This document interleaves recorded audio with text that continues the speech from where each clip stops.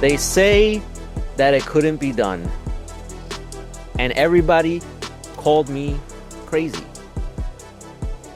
But I knew from the start that this was going to happen. I called it all the way back before we even started this podcast, as the X Factor Cam can attest to. The time is up, and my time is now, because I called John Cena turning heel. Turning heel. You could pinpoint it in probably the first podcast that we did. Yes, I literally, the thumbnail. Look at the thumbnail. It's John Cena turning heel. Question mark. But anyway, welcome to the Go Home Bros podcast. I am your host, producer Jay, along with the X Factor Cam, who is he's on location. I'm on my Chad Gable stuff right now. He's trying. I'm in the pinnacles of Mexico. I'm trying to look for my luchador problem. No, I'm in Coney Island, like not even. Yeah. Yeah, but we had to get this done because he was busy, but we got to talk about what happened. This past week has been like probably one of the best. I want to say best like road to WrestleMania weeks, because I'm sure there's been other good ones, but this one has just been like nonstop. It's the last year when everything was just like going crazy, but that one kind of started a little early. This one started at Elimination Chamber, because a lot of people were complaining that, oh, it's a little slow this time, like it's not what's going on, what's happening. But now we know what's happening, and we're here for it.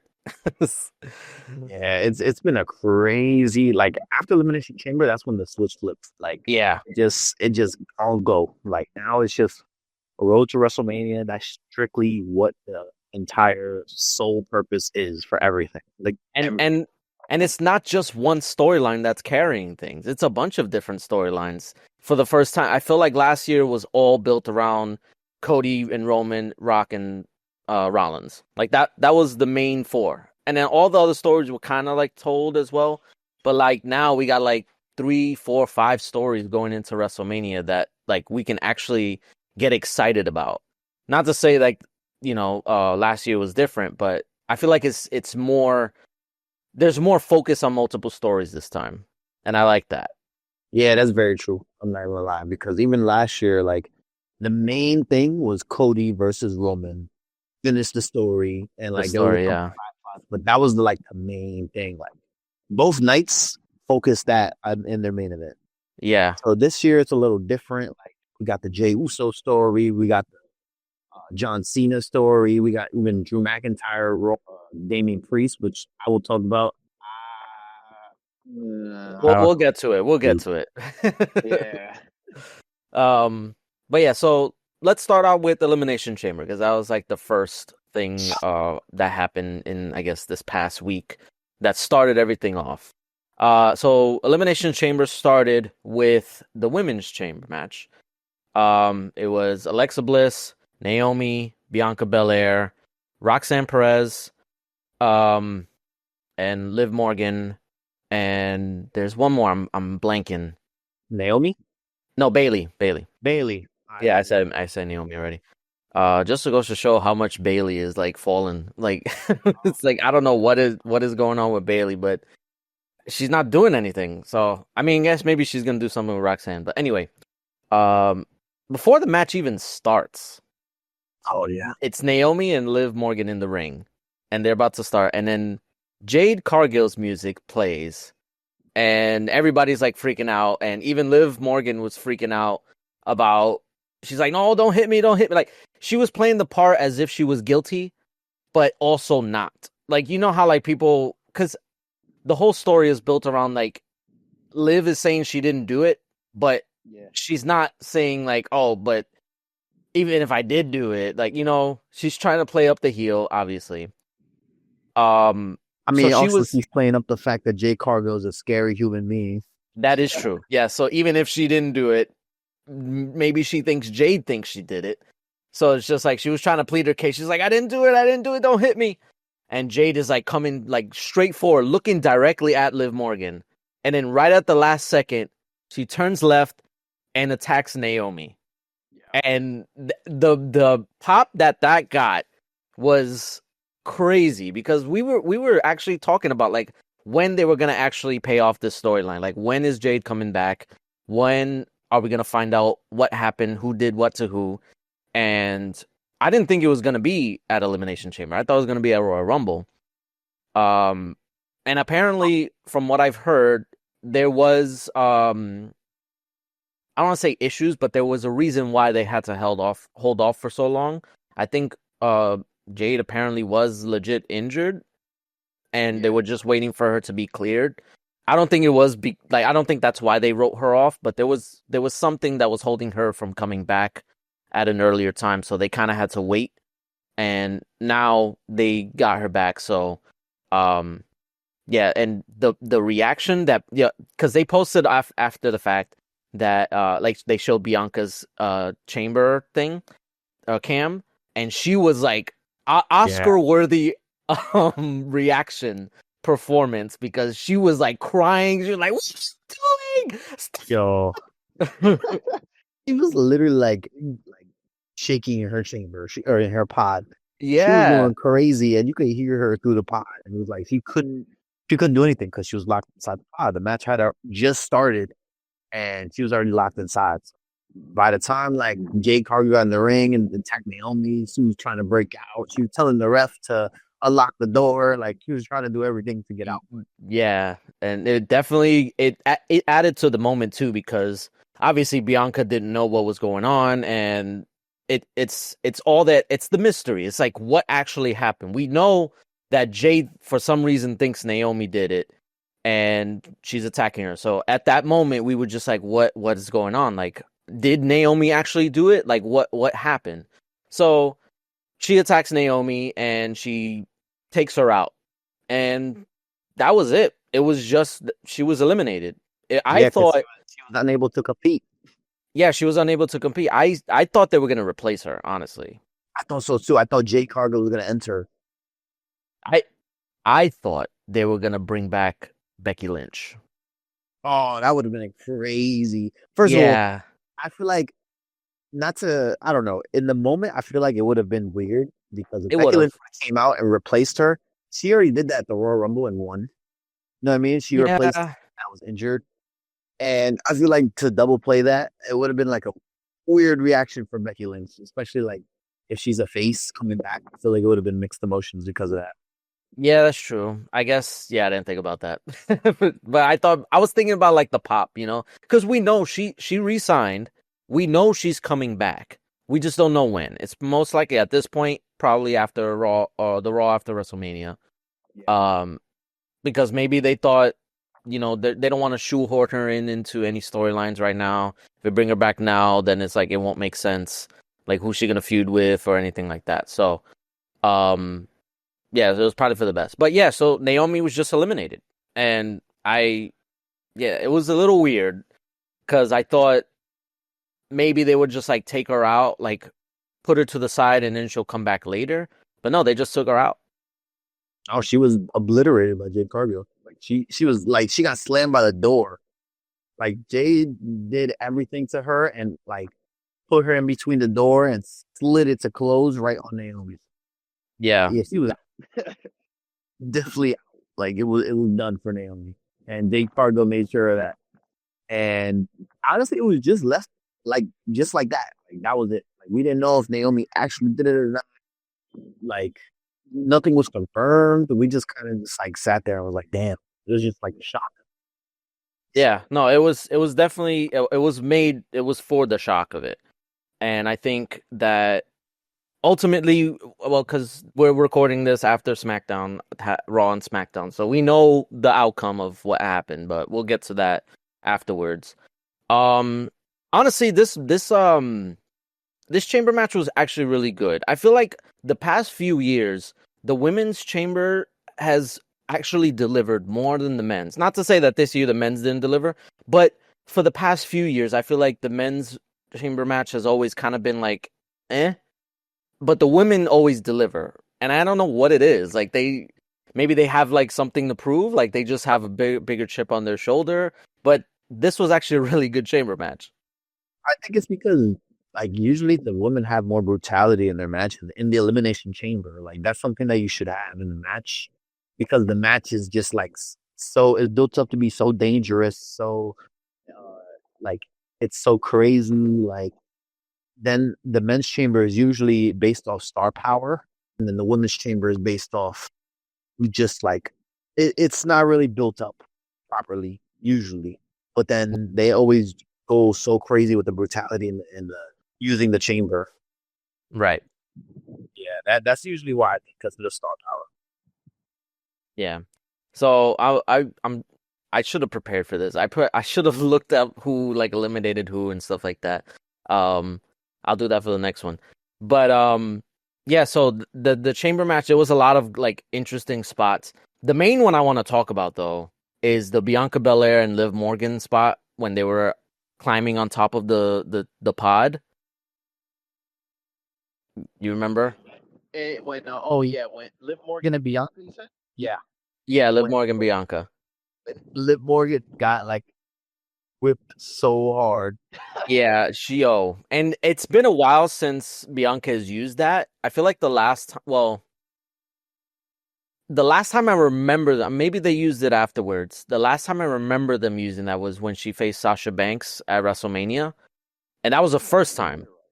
Well, first time on the main roster. I'm pretty sure they used it again. I feel like I've seen it before. I know she used it in NXT a few times, but this was the first time in a long time that she's used the hair to actually like whip her opponent. And it always throws me off because it's so freaking loud. It sounds fake, but it's not.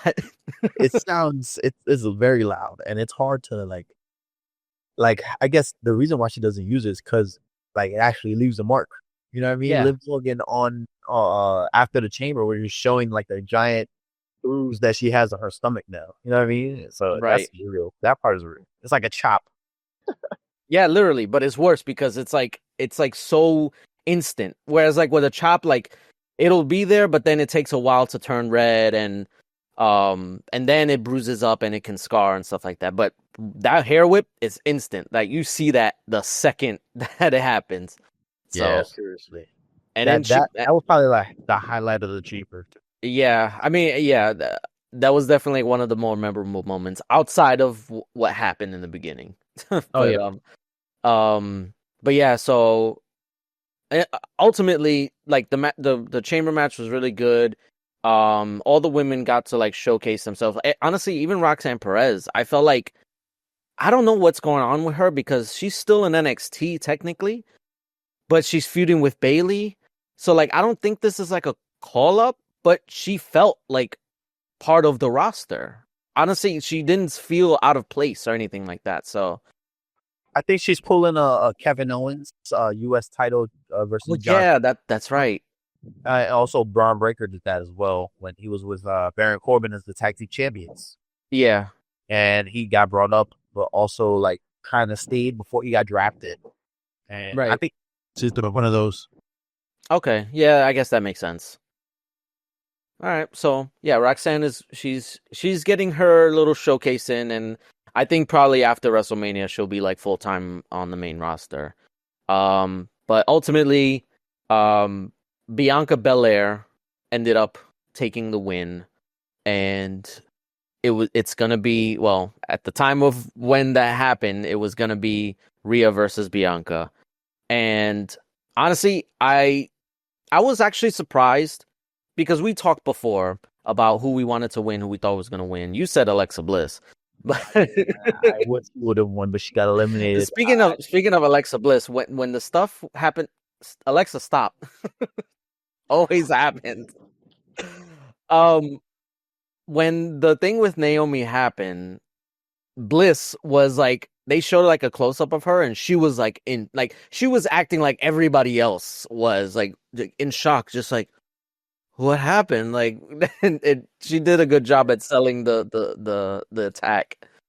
But yeah, so Bianca Belair is going to WrestleMania. I thought it was still too soon to do it between her and Rhea because that, I said before, it needs a longer build. And I think we're still gonna get it, obviously. But it's probably I would like to have it at SummerSlam since this SummerSlam is gonna be like as big as a WrestleMania. It's gonna be 2 nights in a stadium. So, but I don't know if they want to wait until next year's WrestleMania to do it and give it like a proper. Yeah, but that's so long. Like, why do we gotta wait till next year just to get a big match like that? Like, I don't know. I think Rhea versus Bianca definitely a big match, and what they did. Let's get into what they did on Raw, because at the end of Elimination Chamber, after Bianca won, they had a little face off, her and Rhea, and then Io Sky also came up behind them. Yes, kind of like a 3-way face off, because we didn't know who was going to win between Rhea and Io the following Raw. And I actually like that they did that because it shows that, or it was showing that you shouldn't count out Io. Like, don't underestimate Io. She's still in the picture, because a lot of people were just like, oh, Rhea's just gonna beat her on Raw. It's not gonna matter. It's gonna be Bianca and Rhea, and I was one of those people. So so I think it was a good idea to keep Io like in that picture, because it keeps people like guessing about like who is actually gonna be facing Bianca. So, but we'll get to that. I honestly think it's gonna be. Well, we saw what happened on Raw. Are we getting to the results? All right, yeah. We all right. Let's just talk about the results, so that way we're just not beating around the bush. Oh yeah, basically after the Chamber face off, we had a match on Raw between Rhea Ripley. I was at Rio Sky. So Io Sky and Rhea Ripley for the Women's World Championship. And Io Sky, well, there was a little. This is why I'm a little bit like questionable. And sorry, there's a bunch of wind coming in. It's okay. But that's what happens when you have such a ground shaking shock. What happens on Monday Night Raw? There's just wind that comes that you don't know is going to happen. No, but Io Sky actually beat Rhea Ripley and is the new Women's World Champion. And part of that is because of Bianca Belair. She was at ringside. Yes. I think it's still gonna weave into a triple threat at WrestleMania. Yeah. I'm feeling that too. Because even though Io versus Bianca is a big match, they technically did that already. I think it was at a SummerSlam. I don't know if it was last year or the year before, but they did that at SummerSlam, and Bianca beat her. So I think a triple threat is a more interesting match. The whole thing with Bianca, though, like they seem so what happened on Raw is that I was gonna do the same thing. Rhea was gonna hit a super riptide on Io Sky, and she was like distracted by Bianca, who was cheering her on, and like cheering both of them on, honestly, because she wanted to, have a good match and to see who she was gonna face. But I think at one point before that, they honestly like got like in each other's face, and Rhea like went out the ring, got in by Bianca's face, and she actually pushed Bianca. And then, which should have been a disqualification. Yeah, and then Bianca pushed her back, and the ref saw it like right there. It wasn't like the ref was distracted or anything. The ref saw it, so it's like what happened there? I have no clue. I think it's definitely rigged. I think the referee got paid. Definitely a disqualification. In any other circumstance, that would have been disqualification. So I don't know what that really. I don't know. To be honest, that was like a little plot hole. To be honest, it is a little plot hole. I wonder if they will bring it up in like Rhea's favor to be like, oh, that should have been a disqualification. I shouldn't have lost my title. Maybe if it's not a plot hole, that's exactly what it was for, because that's exactly what she's gonna bring up. She was screwed out of her championship. Bianca Belair shouldn't have been there. She got distracted, and that's how it's gonna weave all together. And to be honest, the triple threat at WrestleMania, Io Sky, Rhea Ripley, and Bianca Belair, that is a crazy match and should probably even main event. That honestly, Yeah, I agree. I think maybe that should be maybe like the night one main event. But there's so many other matches, and that's the problem with having like two of each, like the two chamber matches and the two rumble matches for the men and the women, because it's like then it's like a battle of who's gonna main event. Then you got the whole CM Punk and Roman Reigns stuff and Seth Rollins stuff. Yeah. It's like how do you choose the main event? There's so many to choose from. It's very hard, to be honest. A lot of them could be an opener as well. And what I see, Yes.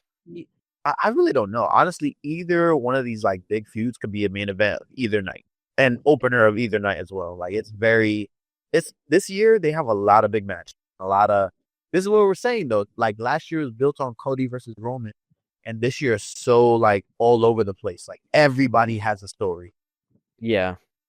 And I think that's ultimately what might make this WrestleMania possibly bigger than last year's, just because there's so much going into it that is actually interesting that you don't have to like kind of like, oh, okay, like I mean, obviously for like a new fan, you probably want that recap that they usually do right before a match, but this one you really don't, because it's like the story kind of tells itself. You know, like with Jey Uso, like if you've been watching, you know his story about how he came from a tag team. Like he's Rikishi's son, but even Rikishi never reached this level, and he was a twin, and it's like nobody expected him to be that. So it's like you can tell like the story even without like going into like the whole history about it. And also he's facing Gunther, who's like undefeated and is like a monster. So it's like yeah, that's just one storyline. So yeah, this WrestleMania build is going to be interesting, and I'm looking forward to every week. There's one storyline though that with all these storylines that are leading into WrestleMania, there's one big storyline that should be a bigger storyline, and coming out of the Elimination Chamber, I still don't feel like hyped at all for this match. And that's Tiffany Stratton versus Charlotte. Yeah, that I knew you were gonna say that one. I thought the Elimination Chamber was gonna. I'm not even gonna lie. No, I actually didn't think it was gonna help the match at all, because why do you have Trish Stratus and Tiffany Stratton facing off against Nia Jax and Candice LeRae at a pay-per-view, or a PLE? Like I feel like help anything. Yeah, I mean that was the next match, and like I think. This match, like I feel like we said it before. This match feels just more like a showcase for Trish Stratus. They're in Toronto, her hometown. She's back. Well, I don't know if she's back full time. I don't think she would be, but this was like her coming back, like a showcase for her that she can still do it. She's 49 years old, which I didn't know that. It's actually actually pretty shocking. That is shocking, actually. And she performed good, and she looked good in there. But that again, I feel like that's what it was for. It was more so to kind of cater to that crowd with having Trish out there. But it's weird because when she came out, she didn't really get that big of a reaction. But that's true, actually. I saw that too. Yeah. So like even like Tiffany Stratton got a bigger reaction than Trish in Toronto. Like that's a little weird. Oh, also one more thing. I do want to say, in the beginning of the show, they did for some weird reason, they did the American national anthem. Oh my god. In Canada. And it got booed out the bit. Like I feel bad for the person who was singing. I don't remember her name. But yeah. Which Pat McAfee was actually getting mad on commentary about. He was getting real tight because he was like, listen, like basically like it's the US national anthem, you shouldn't boo and other things, whatever. But to be honest, why would you do a national anthem in a different country? Yeah. Usually it's not the right thing to do. I don't know.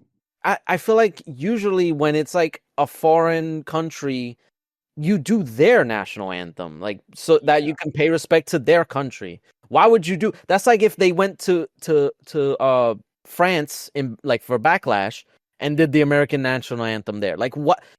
That does not make sense. You're in a different country. Like what are you trying to do? I don't know what that was. That's like I have no clue. To be honest. And honestly, it's not even because I know a lot of people, and yeah. So like Pat McAfee, he got upset about it, and he was. I think he was like actually like talking like for real. He was upset. He said like the country. I don't think he said the people are trash, or he said something disparaging to Canada, not the Canadian people, but Canada. And he said you need to respect the national anthem and stuff like that. And people got upset at that, and he received a whole backlash. He had to apologize for it and explain like why he felt that way. But overall, like people were questioning, like, oh, why were people like? If people were saying, oh, why were people booing it? And first of all, it's not political because that I know a lot of people think, oh, like the whole Trump stuff, like that. No, it's not about that. It's honestly, it's probably about. I think if I remember correctly, what was it? Hockey is having like they're having a U.S. versus Canada, or they had a U.S. versus Canada like series of games together, and I believe the U.S. won, if I'm not mistaken, and I think it has a lot to do with that because Canada is very like hockey centric, like they take their hockey seriously, so I think that had something to do with it as well. In addition to it being another country's national anthem being played in your country. Yeah, it's like a double homicide. That's and that's like a classic heel move to like Yo, if for real. yeah, like Rusev when he was coming out and he had the freaking Bulgarian flag, people booed him because he was a foreigner. Now imagine doing the same thing like elsewhere, like the opposite, doing the American stuff in another country. They're gonna boo you. Logan Paul literally did that on the SmackDown before Elimination Chamber. He brought up the U.S. flag. He brought up the American flag. Yeah, when he came out from John Cena's entrance theme, he came out with the American flag. Oh, he hadn't even noticed that. Damn. Yeah, Logan Paul doing that, saying basically, "Hey, I'm the heel. This is the American flag in Canada. I'm doing this because I hate y'all. Whatever." And then you go into the national anthem. Like, if anything, that should show you that doing something like that is a heel move. Like, why would you not think that? I don't understand, to be honest. I think that was a mistake on there, and not that they probably, but...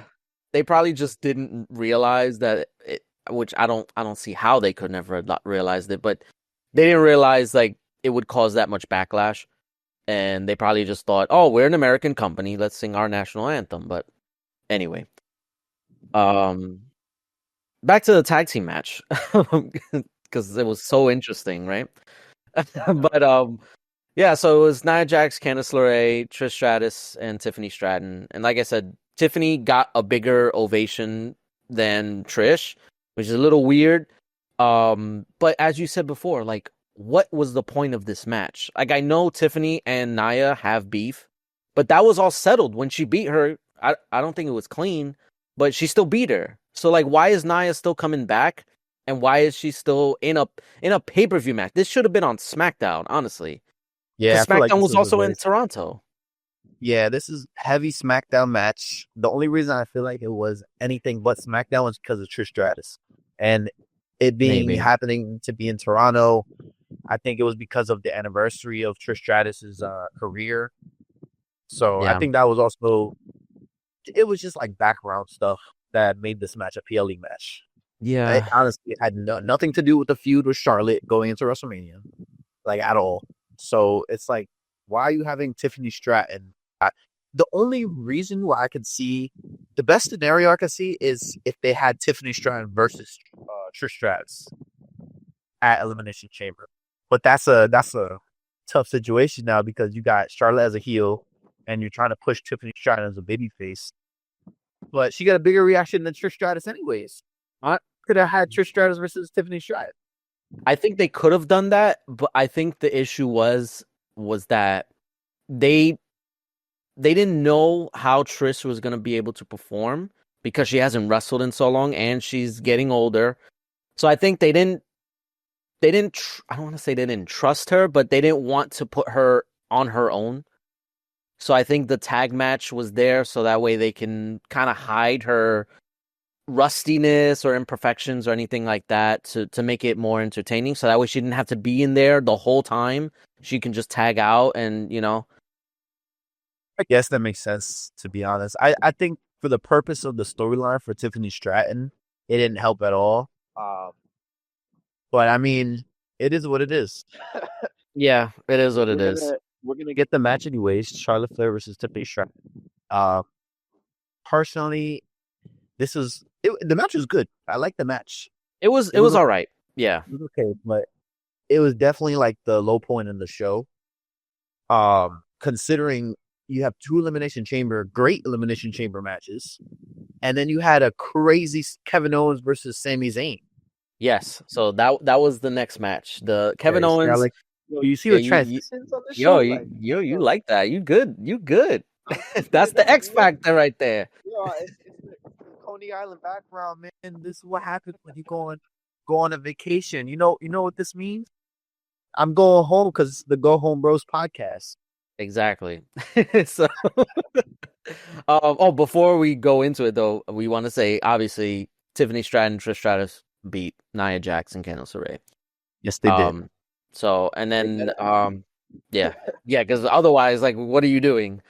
But so, next match, Kevin Owens versus Sami Zayn in an unsanctioned match, which essentially just means no disqualification.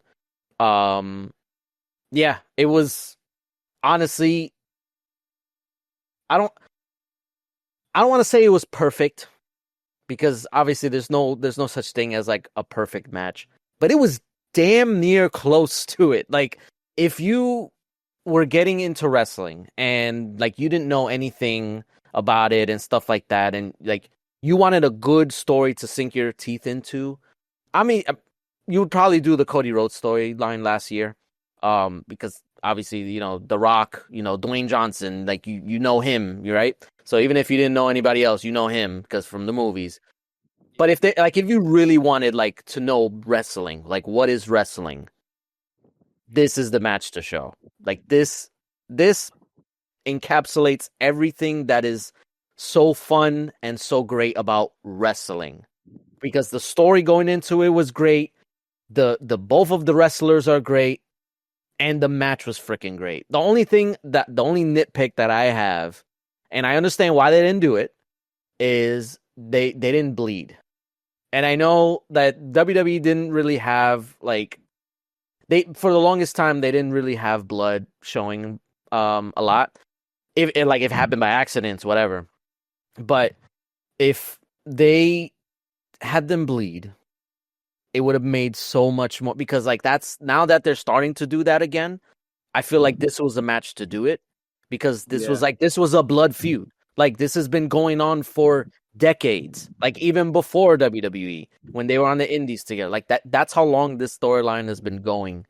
And I honestly thought they were going to save this match until WrestleMania, but I think it was probably better off to do it here, because I think if they're going to do a WrestleMania match between Sami Zayn and Kevin Owens, it needs to be for the title. Yeah, Kevin Owens versus Sami Zayn has happened so many times, but even for the title, I felt like this match is different from the rest. Like, they were advertising it. Like, it was definitely different, because I don't think we've ever seen an unsanctioned match. There's been a few. I think in NXT there was one with DIY. Was it DIY? It was Johnny Gargano and Tommaso Ciampa facing off against each other. That was the last one I can remember, but this was like 2018, 2019. No, maybe not 2019. It was somewhere around there when they were feuding.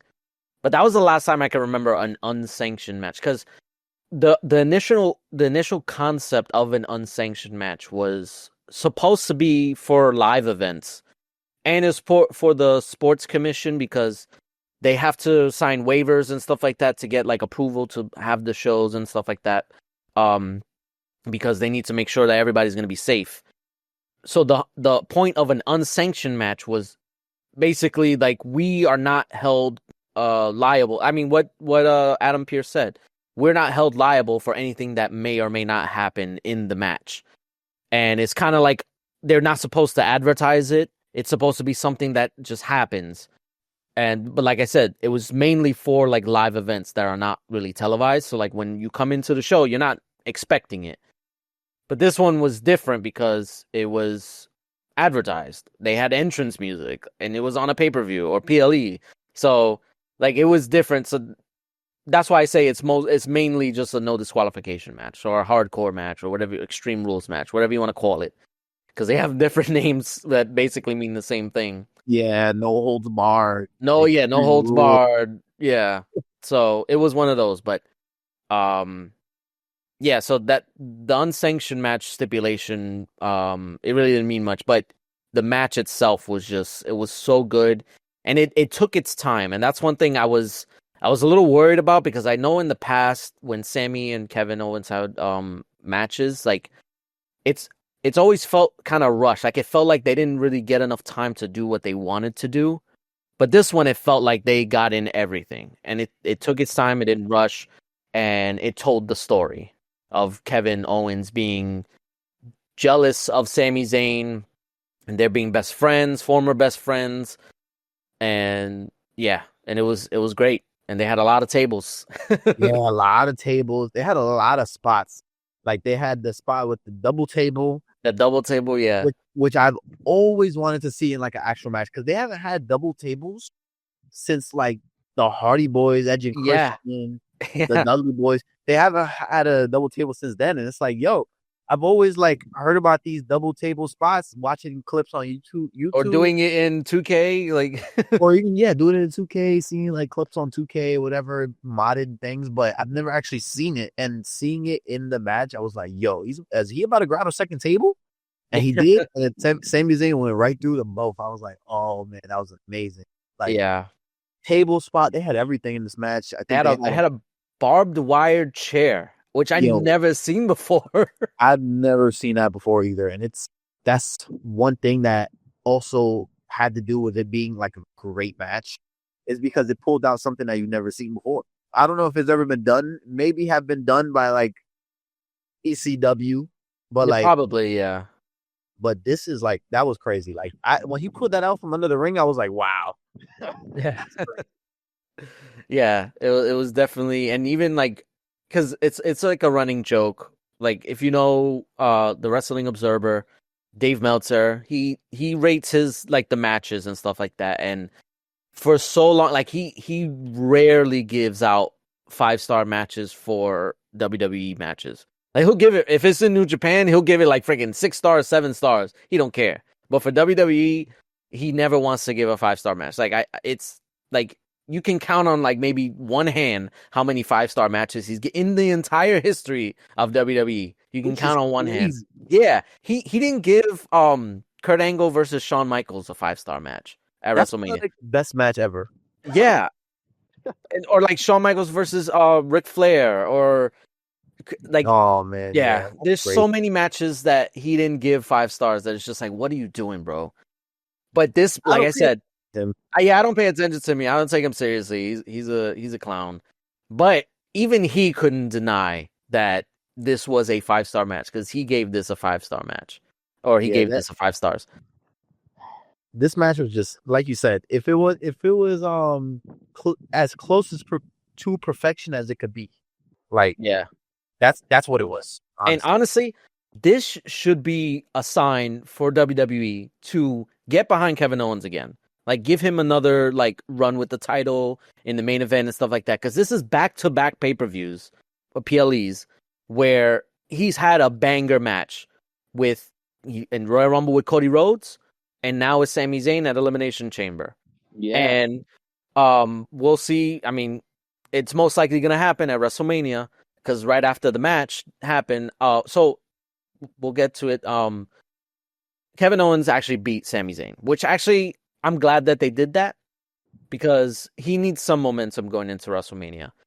Yeah, and I feel like he killed Sami Zayn though in this match. Yeah, no, he friggin' slaughtered him, bro. He brought out the old powerbomb onto the apron. Yes. Like, yeah, he hasn't done that since NXT. And that's the last person that he did that to was Sami Zayn. Yeah, when he debuted, that was like a callback. Yeah, they did a bunch of callbacks. He did a pop-up powerbomb. Like we haven't seen a proper powerbomb in forever. He just did so many things. Like he did the suplex, never suplex Kevin Owens off the top rope. Yeah. And he did that move. Sami Zayn, I think he almost hit Sami Zayn with a haluva kick at one point. Yeah, I think he almost reversed it or something like that. I think there was a spot in the match, and then I don't know, but it was just a crazy match, and Kevin Owens was murdering Sami Zayn. Yeah, and I mean, Sami Zayn also put in work against Kevin Owens. Like he freaking did all the moves on the barbed wire chair. Yeah, that's true. That's true. So he definitely did do that. So Kevin Owens wins, and honestly, like we know what's going on with Kevin Owens, but for Sami, it's a little bit up in the air, and it feels a little weird because last year Sami was like he had his story, but now it's like I guess they put him in like a intercontinental multi-man match, but it's like I feel like that's kind of like retreading waters. Like he already won the championship at WrestleMania. I feel like the next story for Sami Zayn is Karrion Kross. Really? Because, and this is like a Karrion Kross thing that I've seen. I don't know if you noticed, and I didn't notice this either until a couple of days ago. But whenever Karrion Kross is trying to like make somebody turn into the dark side, he always copies their hairstyle. By the way, yeah, yeah, that's weird. I noticed it when he did with AJ, because when I think it was on Raw, he came up behind and his hair was like mad long and straight and stuff like that. I was like, I've never seen him like that, and I was like, his hair looks like AJ's. Yeah, and I forgot about that AJ segment, but I think still that he's gonna try and probably feud with Karrion Kross. If it's not just Karrion Kross, it might be. I feel like there might do a multi-man match at WrestleMania for the IC title. What if? Because now that you bring up Karrion Kross, it got me thinking. Like, what if they do something where everybody that Karrion Kross has tried to like turn, they have a match. So it's like AJ, Sami. I think he had like with Braun Breaker as well, The Miz, and him. So maybe they can do something with that. I feel like they're doing. Why would he be talking to all these people? You know? Yeah, he's talking to like everybody. Yeah, like, literally everybody. There's I was listening to a podcast and they were talking about there was a guy, I think it was back in like the 2000s or whatever. He had a gimmick. I don't remember his name. Well, his gimmick was like he's just Joe. Like he would come out and he would say I'm just Joe. Like he would be in like backstage segments, but he would always like start shit with people, and he would be like that's what Karrion Kross is doing. Like he's starting shit and stirring the pot. And I feel like that's what they're doing. Like he's stirring the pot with a bunch of different people to like get them upset at each other. But then maybe they'll realize that what Karrion's doing and then like maybe turn on him. Like if he's in the match. That's what I'm saying. I feel like they're doing something. I don't know what yet. But it has to be something. That could work out because if they actually do like if he basically is like the prime minister instigator, then he could probably make everybody mad at each other. And then if they do have a multi-man match at WrestleMania, it could be them all going for each other and he ends up winning the championship. Oh. And I would definitely love to see Karrion Kross win the IC title. Yeah, that's one thing I do appreciate. I feel like I've said it before that Karrion Kross, they're actually doing something with him. They're not just like tossing him to the side or whatever. But yeah, now that you mention it, I could definitely see that happening. I would love to see that, to be honest. It would be good. It would be good for him. I feel like he would be a good champion, and he just needs to have more matches, though. But that'll come. Because, I mean, you could say the same thing about like Chelsea Green, but she's a pretty good champion as well. Side note, though, they're messing with Chelsea Green. I don't know what. She just lost on NXT. The past NXT. Oh, well. She got pinned. I didn't watch that. She got pinned by was it Sol Ruka? Or I think it was her. Was it clean or was it like a screw off? It was clean. Oh, wow. She won clean against her. Like, damn. what's going on? Yeah, Like, I don't know about that. How do you win clean against the main roster United States champion? I don't understand. They're just, and then she had a match with Michin again. Like, oh my gosh. Oh yeah, that happened on SmackDown. But yeah, I don't know. She's still entertaining, and she's still like holding her own as like the champion. Like, she puts on good matches. So she puts on good matches for sure, but when it's all against Michin, it's like, all right. Yeah, that's true. That's true. They did introduce was it Alba Fire? Oh yeah, Alba Fire to that stable. I guess now it's a stable with now Piper and Chelsea. I hope that goes somewhere because I do not want to see. I don't want to see Chelsea Green versus Michin ever again. They need to. Yeah, they need to take a break. Like, they had a good few matches, but like now, if you have another match, there's no point. Like, why? But anyways, that's a side note. Yeah, that was United States champion wasn't even on the show, on the Elimination Chamber card. I mean, they were in Toronto. They're in Toronto. They'll sing the national anthem, but they won't put the U.S. title there. I know, right? Exactly. Anyway, so yeah, Kevin Owens wins, and after the match, as we all were anticipating, Randy Orton makes his triumphant return. He made his return because Kevin Owens was about to pile drive. Oh yes, that's right. Into the concrete. Yeah, he was about to take his life. He was literally about to. But he won already. Yeah, no, it's funny because, and I noticed there's only a few people who do this.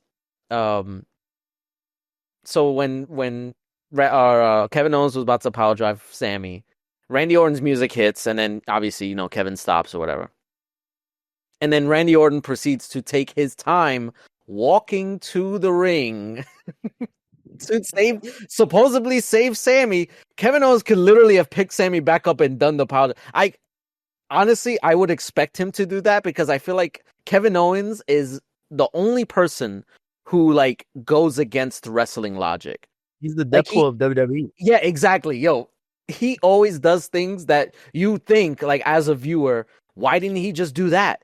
But he actually does it. For the most part, sometimes he falls into the, trope of characters and stuff like that. But for the most part, he always does the stuff that we're thinking. And he's just like, aware. Like, yeah, this is wrestling. I don't know why I'm waiting for this. Yeah. I thought he would have pile drive him during the entrance too. But yeah, that would have been hilarious. But yeah, so Randy Orton comes out, and I actually saw there was like a video of somebody like on the ramp that was sitting there, and they said, or maybe it was a sign that they showed, it said Randy, bring back the punt. And then Randy looked at it and he was just like, and then like he proceeded to walk in the ring. So Randy came in and he started attacking Kevin Owens, and as I said, he set up for the punt, and we haven't seen the punt in so long that it was actually really exciting. And he started to he actually looked, I feel like he looked a little slimmer. Maybe it's just cut his hair too. Well, yeah, he was like barely, like almost bald. Basically bald. Like that's why we get the punt kick, because he wasn't fully bald. Yeah, no, he needs to shave his eyebrows. That's when we get the full punt kick. Because that was the freaking snake venom Randy Orton, whatever. But yeah, so he set up the Viper. So when he set up for the punt kick, he was about to do it, and then the staff behind the scenes, the producers, came up and stopped him, stuff like that. So yeah, so I think they're gonna build up to that moment because clearly they're setting up for Randy versus Kevin Owens at WrestleMania. For sure. Go ahead. No, I was gonna say I think it's gonna be a great match. Like Kevin Owens, like you said, had back-to-back amazing matches on both PLEs, Royal Rumble and Elimination Chamber. And if he has that one-on-one match with Randy, he's definitely there's no question that he's gonna kill it. And both of them is gonna kill it because that's a story already.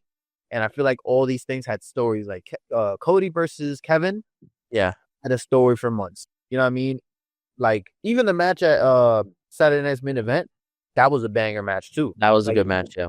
it was like building up each time. Like, Saturday Night's Main Event was like level 1. Royal Rumble was like level 2. Elimination Chamber level 3. And I hope we get level 4 WrestleMania, because I don't know if you could top Sami Zayn versus Kevin Owens, to be honest. But that's definitely going to be a good match, no question. And yeah, I think so too. I think I feel like they need to make it a stipulation though, because I feel like I've noticed the trend is that Kevin Owens does well in stipulation matches. Yes.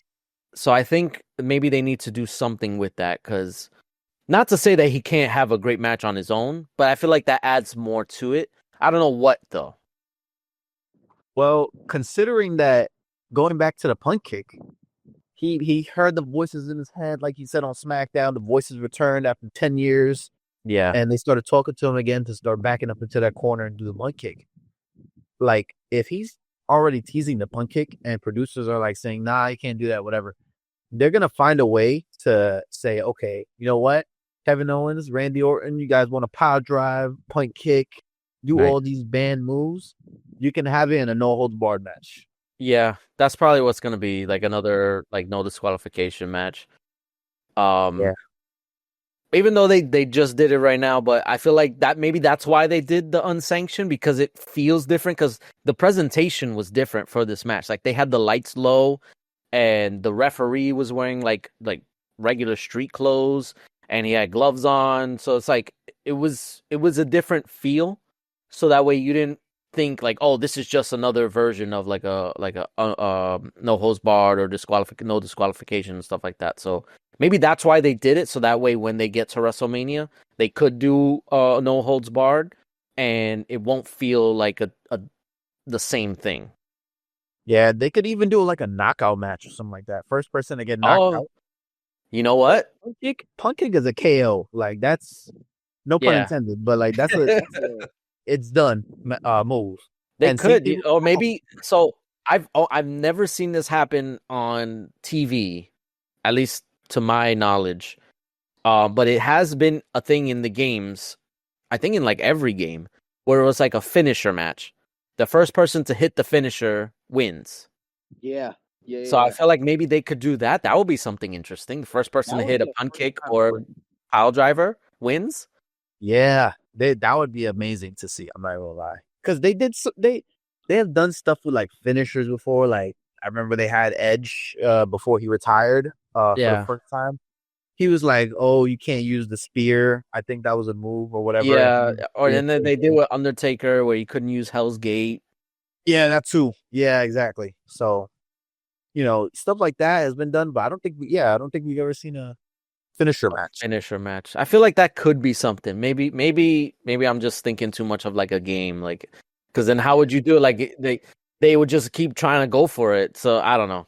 Maybe that might not work, but it's something to think about. I think we're definitely gonna get the punt kick, and if it's anywhere, it's gonna be WrestleMania. I think we're gonna see. Oh yeah, Randy Orton punt kick Kevin Owens at WrestleMania. I don't know if that's probably gonna be. I think Kevin Owens is gonna lose that match, but only because of the punt kick. That's why. But so Randy does that, and he. Yeah, so that was basically it. Like, I think and we saw the promo he did on SmackDown where he called Kevin Owens out, and yeah, so I think that is the match. They haven't announced it officially, but that's the match. So now we get into the men's Elimination Chamber match, which is John Cena, CM Punk, Seth Rollins, Drew McIntyre, Damian Priest, and Logan Paul. And this match, like, had all the nostalgia in it. Like, especially like with Cena and Punk. What? Who started off the match? Was it Drew McIntyre? It was Drew McIntyre and Seth Rollins. Seth Rollins, correct. WrestleMania rematch, by the way. Yeah, WrestleMania rematch. That match was crazy. Yeah, no, it was crazy. And so Drew McIntyre and Seth Rollins started out. Then Damian Priest got in, and I don't remember if hold on, I'm trying to look up the the freaking like layout of like who came in and who eliminated, but it's like it's in written form, so like I can't. It's hard for me to scroll. I don't want to keep looking down at my phone. But anyway, I'm pretty sure that it was Damian Priest that came out, and then it was Logan Paul, and then it was John Cena, and then it was CM Punk. Yep. Yeah. The first person to get eliminated in this match, yes, was Drew McIntyre. Yeah, and it was Damian Priest who eliminated him. Oh my gosh. Yeah, honestly, like I know they're building the story, and I know that's where they're heading towards. Because on SmackDown, Drew McIntyre attacked Damian Priest, and that seems like what the match is going to be. But did Drew really need to be eliminated first? I don't know. I feel like because he was such an MVP last year, 2024, all throughout the year, he kept almost like pretty much single-handedly, he kept the CM Punk feud going when Punk wasn't able to come on TV. Like, why wouldn't you want to reward him? And he re-signed, so it's like, what is going on with Drew McIntyre? Like, why are they doing this to him? I think right now it's just like there's so many other feuds going on, especially with the World Championship picture. Like Jey Uso has this moment with Gunther right now with the World Heavyweight Championship. He won the Royal Rumble. Yeah, but that's automatic for Gunther. Cody Rhodes is automatically in a thing with John Cena because of the Elimination Chamber. I think that has its own story. Even the mid card championships, I think he could have gone up against LA Knight at least. Yeah, for the championship, for the United States Championship. Well, maybe he just doesn't want to have like the consolation prize. Like maybe they did want to do something with him like for another title, but he was just like, no, if it's not for the world title, I'm not stepping down. You know. It kind of sucks, but that might be true. Even though I feel like he could have elevated the U.S. Championship, to way higher than Shinsuke Nakamura did. But oh yeah. I mean, Shinsuke that's a whole nother thing. Yeah, anyways, yeah, that's a whole nother. But I feel like, I guess it could be a consolation prize if he does win it, which makes sense. But, I mean, Drew McIntyre needs something, and it can't just be, I feel like the Damian Priest stuff is just so last minute, which if it was built up over a couple months, maybe. But, like, it's just like a random thing. He did eliminate him at Royal Rumble. Damian Priest eliminated Drew. True, but like, I don't know, man. I feel like that happened, and then it was kind of just like forgotten about until Elimination Chamber, because then he did this whole thing with Jimmy Uso. I thought that was gonna be a feud, and then it wasn't. And then Drew McIntyre, Damian Priest thing happened at Elimination Chamber. I think he got rolled up. Didn't he get rolled up? Yeah, he got rolled up. The roll up is like Drew McIntyre's worst opponent ever. Yeah, like if I could get on WWE TV and be in a feud with Drew McIntyre, I would give him a gift of a fruit roll up and be like, "Yo,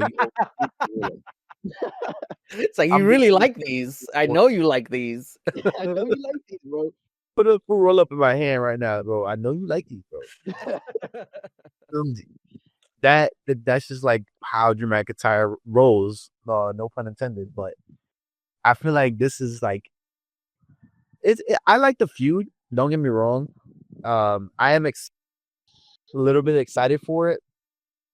I just think it's gonna be a good match. I do agree that they need to do something more with it, because simply Drew attacking Damian Priest, like, that doesn't really do much. Because like I'm thinking back to the CM Punk feud, and like he like almost killed Punk on like multiple occasions because he was so frustrated and because Punk kept screwing him out of like the title. That's what Damian Priest is essentially doing. Like he took his opportunity away at Royal Rumble. He took his opportunity away at Elimination Chamber.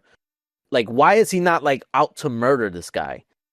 Yeah, and it's like on SmackDown, he was just like walking backstage, like nothing. Like, no, if he is like the Scottish, what is it? The psychopath, the Scottish psychopath. like he needs to act like that. Like have him be enraged at Damian Priest, like of what's happening. Like not just attacking him and taking him out for one night on SmackDown. Like no, like don't like it has to be in the ring. He has to like I don't want to say make him bleed because I feel like that's a little much, you know. But I feel like do something more, you know. Yeah. If you want me to care about this match, you got to do more with it. I feel like it's also because of like you said, the feud that he had with Punk and even Seth Rollins, like he was getting personal. You know what I mean? Yeah. Like with CM Punk, it was getting personal. They talked on the mic a lot. I feel like he has nothing to say to Damian Priest. Maybe yeah, because he feels like oh, I'm better than you or stuff like that. But Damian Priest was a champion when they were feuding, and honestly, I felt like that was a better feud than this one. So it's like, yeah, why can't you just try and do that? But like, just because the championship is not involved, like you could still do something. Yeah, man. I don't know. I feel like it's not really like I feel like Drew McIntyre shines on the mic. Yes. And there's nothing much you could really say about Damian Priest. And maybe it's already been built because, I don't know if you noticed, but Damian Priest is like he just never loses. Like he never loses a match that Well, he has lost that Elimination Chamber. besides Elimination Chamber. These like regular matches, like not gimmick match, but he never loses a match. Like I don't know what because they're trying to build him. Like he had something going when he was champion. Like it was one of the rare cases because they say the saying is like the man makes the champion, not the championship makes the man. It was one of the rare occasions where the championship did make the man. Like once he became champion, I took him seriously, and I actually was like paying attention to him and he getting into his matches. But once they took him off, like I feel like they wanted to keep that momentum going. And I mean, in order to do that, I guess you got to have him win. But really, you got to put him in like meaningful storylines. That's how you get him over. Yeah, he'd been in the storyline with Finn Balor nonstop, and it's just like that kind of killed a lot. It kind of killed it because like, okay, Finn Balor loses every match, and you're having Damian Priest win. Like that's not really. That's like being a dead fish and being like, oh look, I beat the dead fish again. You know what I mean? Like it's not anything. So I think maybe even they were building Damian Priest so much so that way Drew McIntyre can beat him at WrestleMania. And then not kill Damian Priest. Maybe. I feel like, even if Drew beats Damian, it wouldn't kill Damian because they can still like try and get like maybe his win back, maybe at another match in Backlash or something. So yeah, I mean Drew has to win. Like if he loses again, like what is going on? Like he has a worse record than freaking John Cena at this point. Yo, seriously. He just won his I was surprised when he beat Jimmy Uso. Yeah. I was too. No way am I surprised. Like 2025, I should not be surprised. Yo, this guy beat Seth Rollins for the World Heavyweight Championship last WrestleMania. Yeah, clean. Well, yeah, it was clean. Yeah, it was a quick match, but it was clean. Like he beat him. He beat CM Punk at what was it, SummerSlam? Or did he beat him at Castle? I can't remember. I think it was one of those. He might have beat him at Clash at the Castle. But yo, he's beaten a lot of people. He's been World Heavyweight Champion. He's been WWE Champion. He's won the Royal Rumble, and you're gonna have him lose consistently every time. Like he lost a roll up win to Jimmy Uso. Yeah.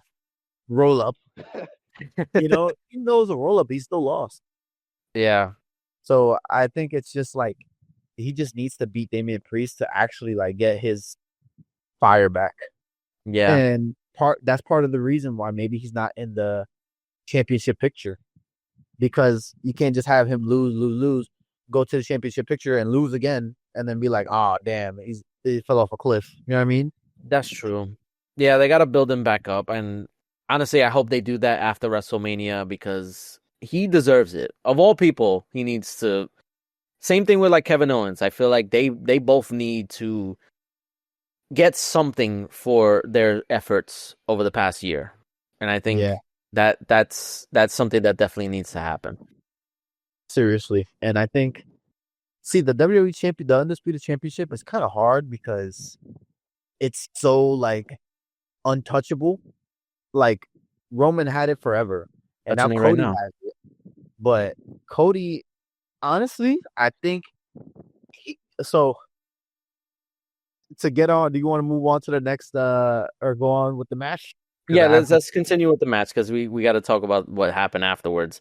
So yes, I think next was I think Logan Paul eliminated Damian Priest. He did like a frog splash off the top of the pod onto Damian Priest, which it was funny because if you notice, normally when somebody hits like a top rope move or onto somebody on the bottom, they like the person on the bottom is supposed to like kind of like tense up and put their arms out so that way when they land they don't get hit with the brunt of the force. Oh yeah.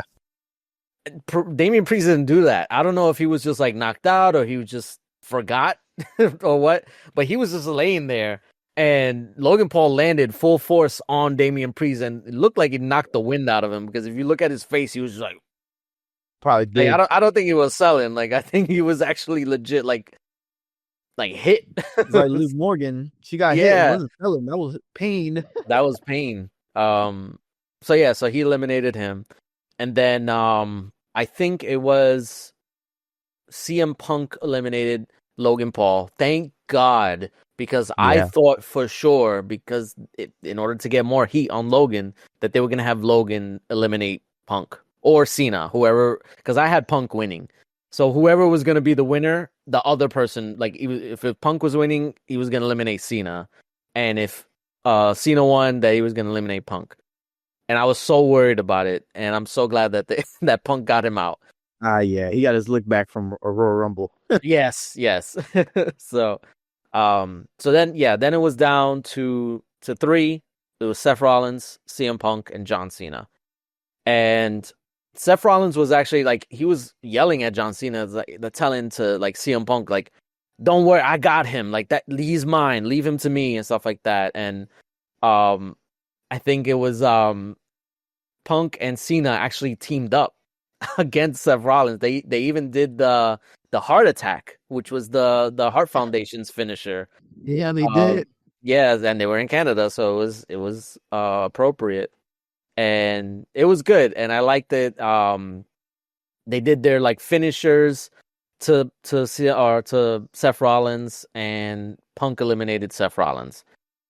And that was honestly, once it came down to them two, like I was like, oh shit, like I got goosebumps because like this was like I even said out loud, I was like, yo, it's like 2007 all over again, like 2008, or maybe 2010, I forget, one of those. 2011. There you go. Come on, man. You know, I know my 2011. You're right. No, but yeah. No. I started watching wrestling, and I call me a baby. I don't care. But I started watching wrestling around 2010, 2011, and that's when CM Punk was hot. Yeah. So that was the best in the world. Yeah. That's why this moment also hit different for me. I was like, yo, this is literally where I started. John Cena versus CM Punk, and it's here, it's back. Yeah. And it was just so crazy. They were both faces, so it was a little different, but I mean, it was crazy. And that they teamed up against Seth Rollins. I think he hit the GTS, and then John Cena hit the Attitude Adjustment, and then Cena Punk pinned Rollins after that. Yeah. So crazy. It was just like, wow. It was a good sequence of events. And even when what happened? No, I'm saying it was a feel-good moment for sure. Yes, it definitely was. And even after, like, when Punk or when Rollins was, like, already eliminated and it was down to Punk and Cena, like, they even embraced each other. Like, Cena put out his hand and then Punk was just like, no, we got to hug it out. Like, because they're basically, like, what is it called? Like rivals? Rivals. There you go. I was thinking of the word rivals. Yeah, so man, it's like, literally. that's like, and it's been so long since they've been in the ring with each other. So it's like, it was a good moment. And then literally right after that, they just start punching each other in the face. Yeah. It was great. These are literally like the Goku Vegeta, the Naruto, the Sasuke,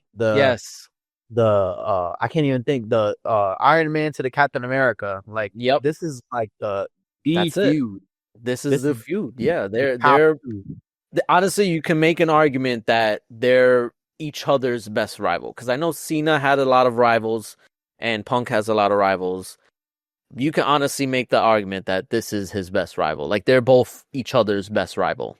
Yeah, I think they had such like a perfect feud when they were feuding. Because I'm not gonna lie, John Cena versus Randy Orton is also a great rivalry. Yeah, but that's the only thing that I would say comes close to John Cena's rival. And I think. What happened?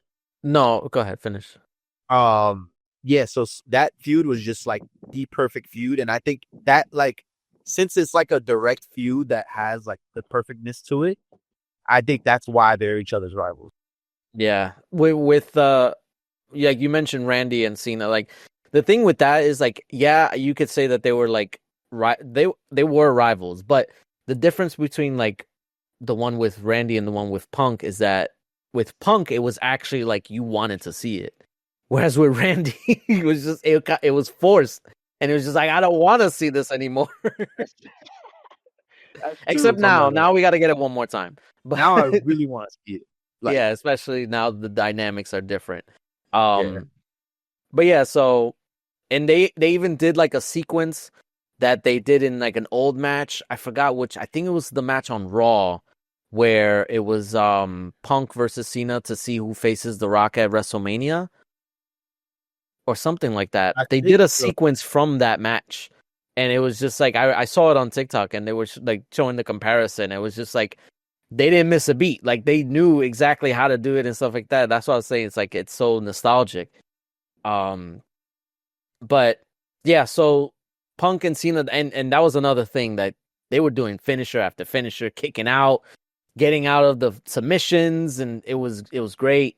It really kept everybody on their toes, because I'm not gonna lie, this match had a lot of kickouts. CM Punk, yeah, equally though. That's true. Yeah, he hit a lot of finishers, and you just got up from it. I was honestly like, yo, there's no way you getting off of that. Like, but he did. He got off like a curb stomp. He got up from a attitude adjustment. Yeah, he was taking a lot of moves. Yeah. But yeah, so it comes down to Cena getting I think he hits an attitude. Oh no, all right. So he gets him in the STF, and then Punk gets out of it, and then he kicks Cena away. I'm pretty sure that's how it happened. I know he kicks Cena away, and as he's crawling to the ropes to get like back off his feet, while all this was happening, Punk or Rollins never left the chamber. And Rollins, as Punk was getting up, he got his head in between the ropes, and Rollins curb stomps him onto the outside gate, and then knocks Punk out. And when that happened, I was like, "Oh shit!"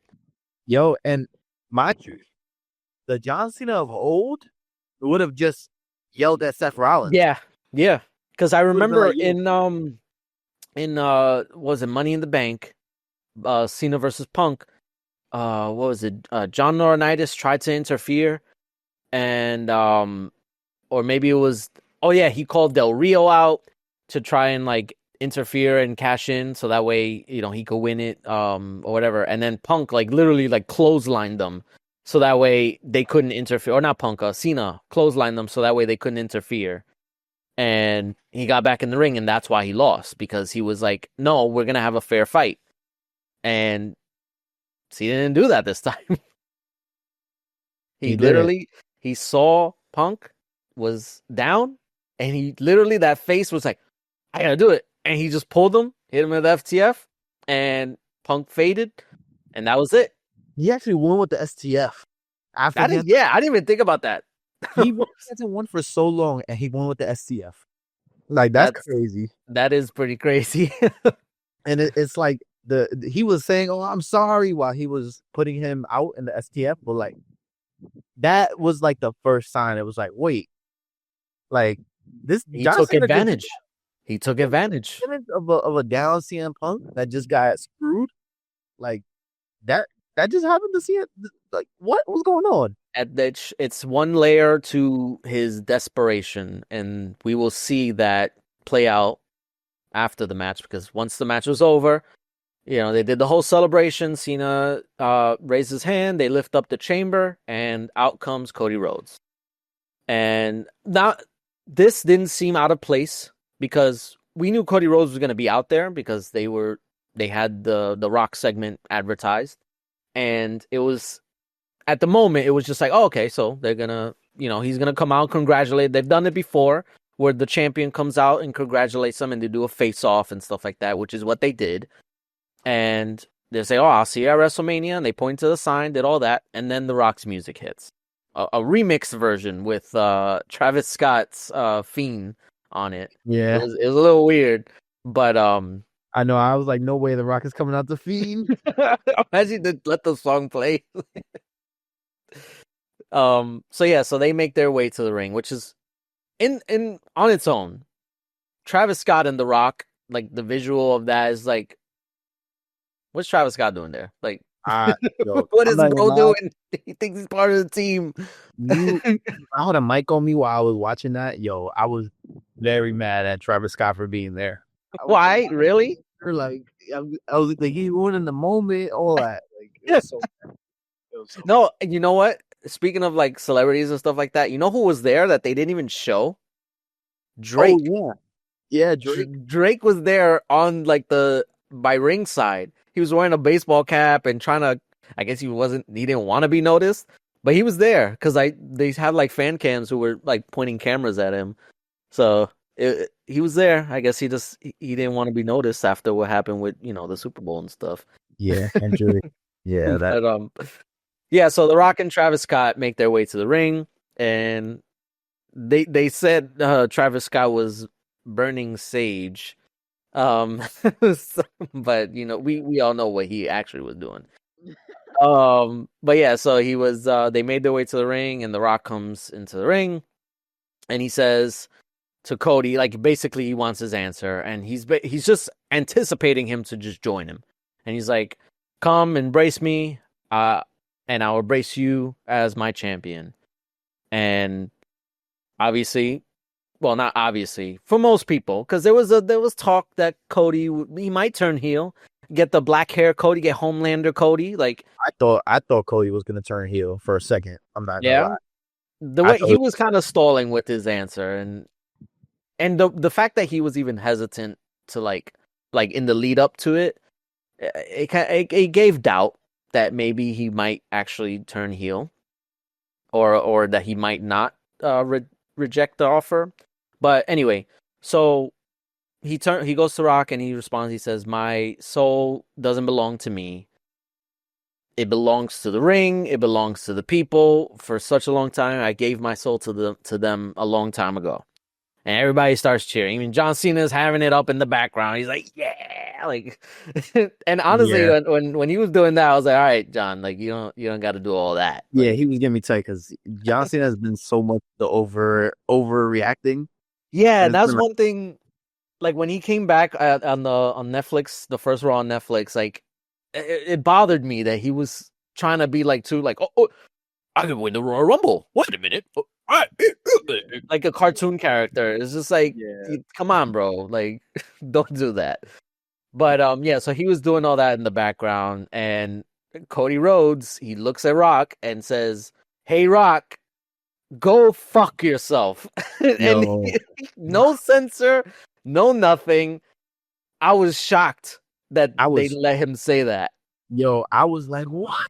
I said that out loud. Like, that was crazy. I did not expect that at all. Yeah, because on one hand, I would have been like, okay, they might have let him say it, but they definitely were going to, because I knew when he said go, I was like, all right, I know what he's going to say. They're going to bleep it. I'm already anticipating the little, like, nothing, like the mute, whatever, like they do on Raw and SmackDown. But no, they let him say it. And I was like, oh, shit. Like, it's for real. Yeah, I know. And I was expecting the beat too. Yeah, and it's so refreshing too, because last year one of the main, like, it bothered me a little bit in the build up because on social media The Rock was posting these like 20-minute promos and stuff like that where he was just going off saying all the curse words and stuff like that. And it's just like, and then when it's time for Cody to respond on TV, he would have to like skirt his way around saying certain words, and so it bothered me. I was like, just say what you want to say. I know what you want to say, Cody. Just say it. Somebody couldn't because at the time they were on USA. It was gonna get censored and blah blah blah. Oh, they're on Fox. Oh yeah, that's right. They were on Fox. Yeah, that's right. So yeah, it was even worse on Fox. They would have freaking blanked out the screen if he said poopy. So that's how bad it was. Seriously. But yeah, so they let him say it, and The Rock's face was just like low key. The Rock was like fuming on the inside. He's like, "Yo, you fucking cursing." He didn't budge though. He was just like, yeah, he was like stone faced, but I know The Rock. He's very ego driven. He probably had to eat it, but he knew what was coming next, so he's just like, all right, you know what, whatever. So yeah, so then the crowd's going crazy. Cody turns to Cena and he like points to the sign, and then Cena's just like, yeah. So he gives him a dap, and he hugs him, and then he looks at The Rock, and for a long time now the camera was like panned out, and you can't really see. But he was hugging Cody for a while, and I was looking. I was like, he's been in there for a little bit, and then they do the zoom in on Cena's face, and the stone, like he was just like, yeah, the square face, the square face. He looked like a friggin' Minecraft Steve. They should have got him for the movie, but but yeah, so he looked at stone face at The Rock, and then The Rock does it was weird because like he didn't just do like a slit throat. He did it like underneath, and then he did like the two. It's very weird. I don't know what that is. I think he overdid it, to be honest. It maybe maybe The Rock, this is like The Rock's brain where he's like, oh, this actually means this, but like nobody else knows what he's talking about. I think he honestly maybe even got caught up in the moment, and it was like, whoa, this is crazy. And then he just did it because he was like, he couldn't do that. He was like, he probably had the goosebumps, but he couldn't do it. So he's just like, yeah. I think he was probably holding back. But so yeah, he does the cutthroat, and then Cena backs off, and then he low blows Cody Rhodes, and that was it. Yo, as soon as he made that face, I was like, no, they're actually gonna do it, and he kicked him He low blowed him. He kicked him in the penis. Yes, he did. So yeah, and when that happened, like literally when I saw Cena's face, because I was sitting down, or I was like laying down back on my couch. When that happened, like I sat up and I was like, oh my God, they're gonna do it. And then he did it, and the follow through, like it was done to perfection, because like it's one thing for Cena to be like, oh, I'm gonna do something bad. Like, no, he freaking like he took out Cody Rhodes. He put the Rolex that Cody Rhodes gave to The Rock. Because on commentary they said it was brass knuckles, but it wasn't. It was the Rolex. Because if you look at it, it was the watch. So he took it and he like freaking hit him on the face, and he kept hitting him in the face, and it's just like, yo, this is what the heel turn needed to be. It couldn't be like, oh, maybe, like he couldn't be hesitant. He had to be like in it, and that's exactly what happened. And it was perfect. And oh man, the reactions, like all over social media, was just insane. It was crazy. Like, oh my God. I don't know if you heard, but on when he had the title and he hit him with the title twice. Oh yeah, he took the title. You heard like the thunk. Yeah, you hear thunk. Times. I was like, dang, he actually hit him in the head. Yeah, no, they fucked up Cody Rhodes. Like, even Travis Scott. Because I don't know what, it was weird because I felt like Travis was supposed to do something, but then Cena was like holding him down, and then like Travis was like trying to move him, but Cena kept holding him down. So it's like, I don't know what was supposed to happen, but at the end, like Travis Scott just took him and he freaking smacked him like mad hard, and apparently he like ruptured his eardrum. Yeah, he did. So I think The Rock said on the post conference he told Travis Scott to go do something, like if he wants to do something, make it big. If not, then don't do anything at all. Right. But I think he probably like messed up because he was trying to do something while The Rock was about to do the belt thing. Oh yeah, that's what it was. So he tried to bring it up, and John Cena was like, "Oh wait, like basically, hold on. The Rock has his belt, and he's about to do his thing. Like you can't do both." Yeah. Yo, low key, I think Cody Rhodes might have um like a pain fetish because this is like the third or fourth time where he just gets beat up.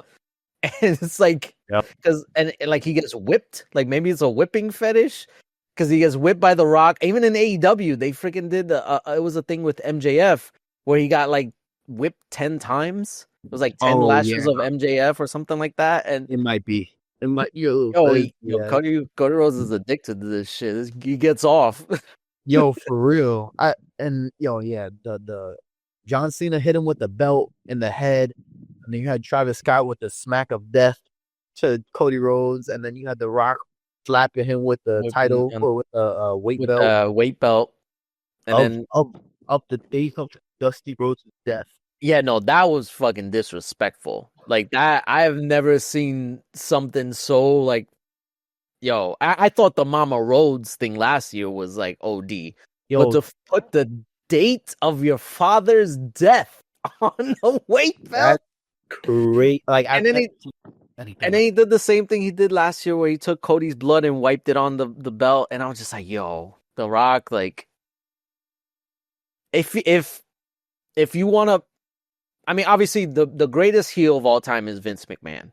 Yes. Like, in wrestling, it's Vince McMahon.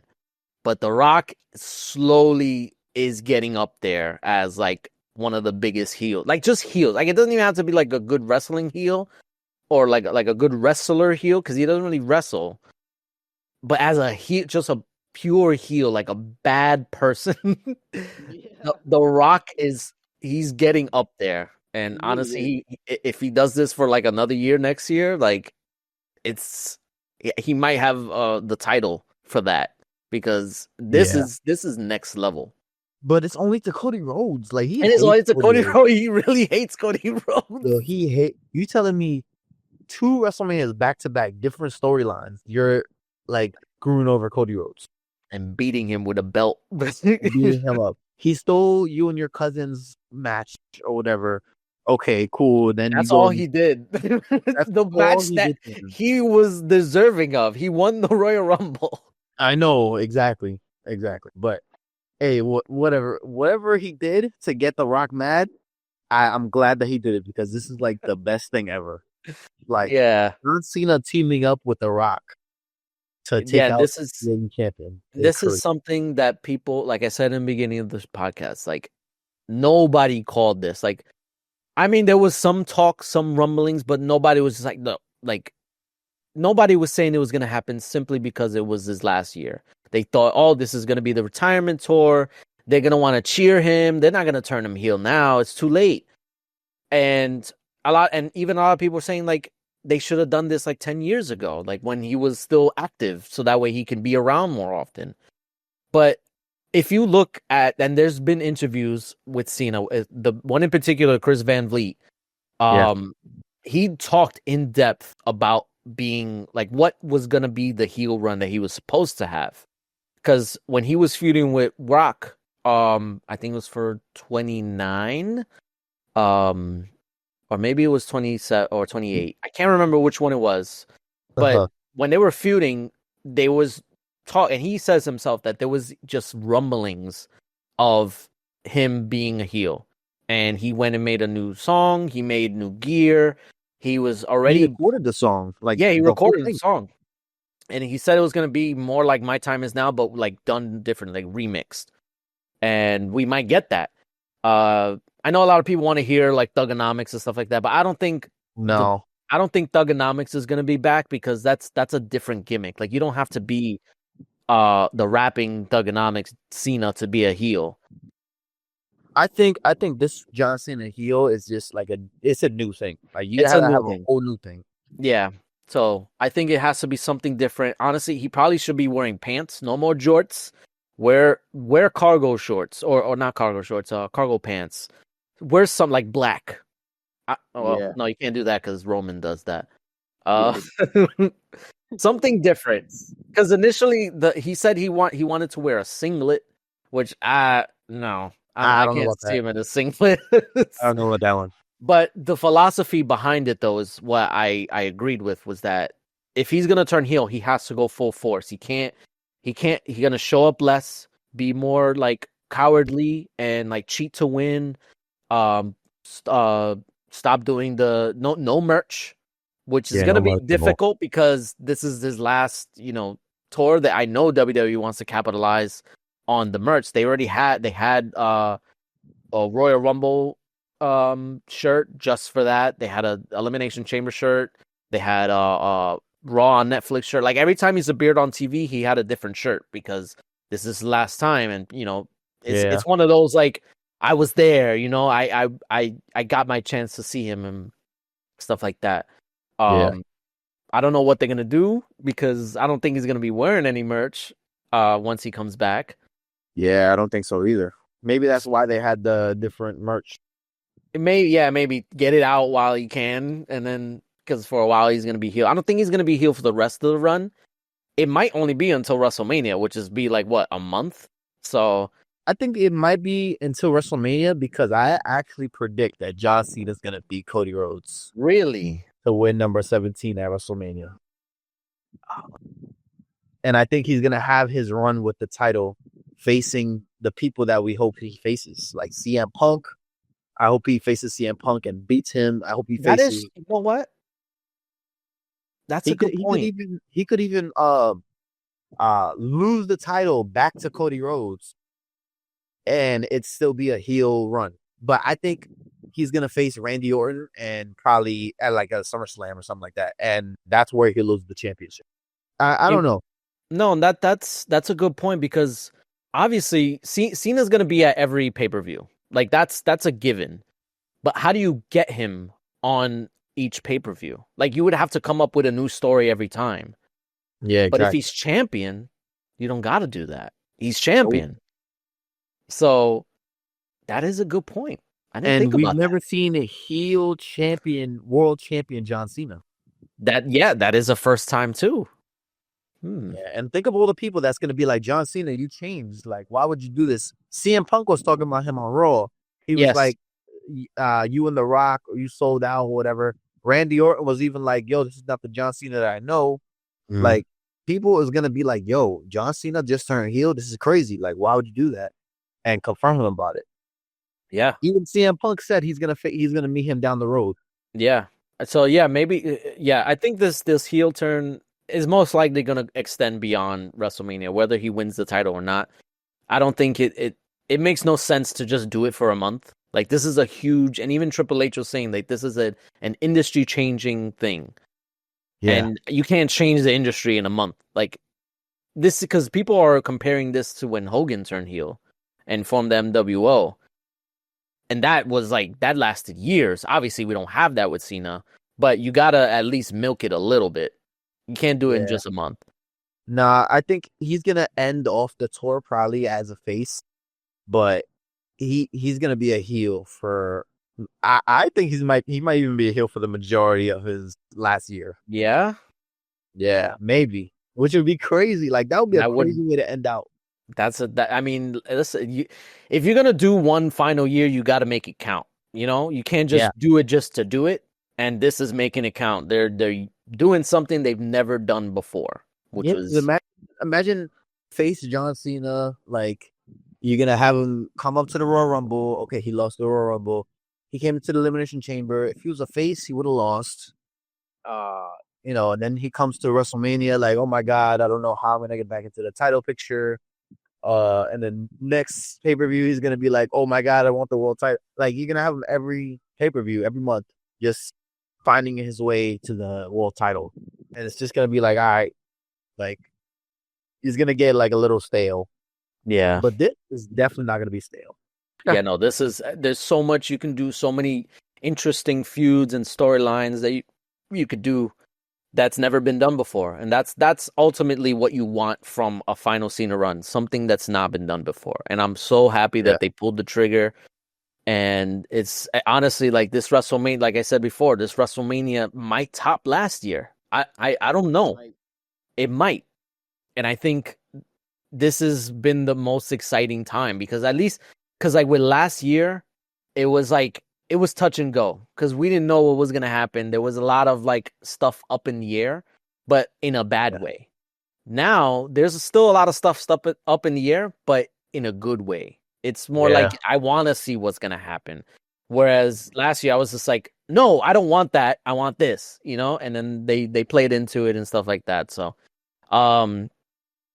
yeah. So I'm really excited and I'm anticipating. And this is the first heel thing that he's done. He turned heel, and even in the press conference, he sat down, took the mic, and just dropped it and left. He didn't say a word, and he's gone for 2 weeks. Yep. He's back. I think when they're in Belgium. Yeah, when they start the European tour, he's advertised for those days. And he's gonna be there all 3 weeks that they're there. So, yeah, it's gonna be interesting to see what he has to say, what the look is gonna be. I don't know how legit this is. There was talk about him shaving his head to match The Rock. I don't. No, like I said, I don't know how legit it is. I mean, it could be bullshit, but yeah, there's so many questions right now, and they waited because a lot of people were like tuning into Raw to find out what happened, and even excuse me, bless you. Even the Raw after was very exciting too. Like they had a lot of good segments, like with the Rhea and Io match. That was actually a really good match. That people weren't expecting it to be. Well, not weren't expecting it to be, but they thought it was going to be like a screw finish and stuff like that. But yeah. So, what happens with Cody and John Cena, and with The Rock?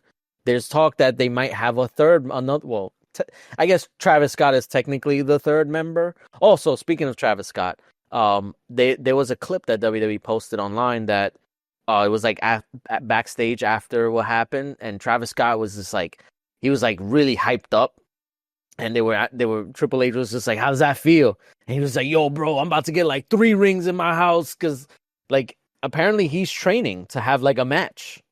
Oh man, yeah. Oh, that would be. I'm interested because I'm not gonna lie. Before Logan Paul, I was kind of like, celebrity. No. Yeah, the celebrity wrestling thing. I mean, celebrities have always been a part of wrestling, but with a lot of them, it's been like, oh, my publicist probably just told me to be here, for like to advertise something. Like it's always kind of been like one-sided, and they didn't really care about wrestling. But the past few times, I feel like the celebrities that have gotten involved with wrestling actually care. Like with Bad Bunny, like that's the most notable one where he like literally like took time off, like 3 months, relocated himself to Florida so he can be at the Performance Center just to prepare for his matches. And he even says he wants to do more. I don't know when. I'm waiting for him to return, man. Yeah, Bad Bunny needs to come back, bro. I don't know when he's gonna return, to be honest, but I saw something, and it was from ESPN, and it was so ridiculous. But I wouldn't be mad if it happened. So they said because The Rock and John Cena and Travis Scott are a thing. Oh, speaking of, because now people are trying to like come up with a name for them. Like what is that trio gonna be called? I'm calling them Best for Business. I like it, and I feel like it works on so many different levels, even with Travis Scott, because he's a celebrity. You bring in the celebrity aspect and more eyeballs to the product, and it's best for business. It makes sense. I'm not gonna lie, that would be pretty cool. Like I've heard like Hollywood heels and stuff. It's like kind of cheesy. Yeah, it's a little cheesy, but oh yeah. Anyway, so I saw a thing. It was from ESPN there where they said, so the trio of Rock, Cena, and Travis Scott are now a thing. What is Cody gonna do to like get back at them? And people are saying, oh, he can probably bring Stone Cold into the mix because Stone Cold and The Rock are rivals. That might happen at yeah, because it's in Nevada and that's where Stone Cold lives. And that was one of the reasons why he didn't show up last year, which he was supposed to. He said that they called him, so they can make up for it, have him show up in this year to even out the Rock stuff. But then they were saying like, oh, but who's going to be in there for Travis Scott? And then they said, oh, Bad Bunny, he can be there. I was like, what a freaking weird ass team would be Cody Rhodes, Stone Cold, and Bad Bunny? Like, I have no clue. The most random. That's like a universe mode tag team. I could literally probably get that in universe mode. You just gotta add Travis Scott. Yeah, exactly. That'd be crazy. Yeah, so with Travis Scott, like he's training and he might end up having a match. I don't know against who, but yeah. I don't know. I can't wait to see what happens, to be honest. Like this whole thing, even with the Cody promo on SmackDown, he was talking about John Cena sold out. He made this like what it was a good like fiery promo. Like he actually like sold it.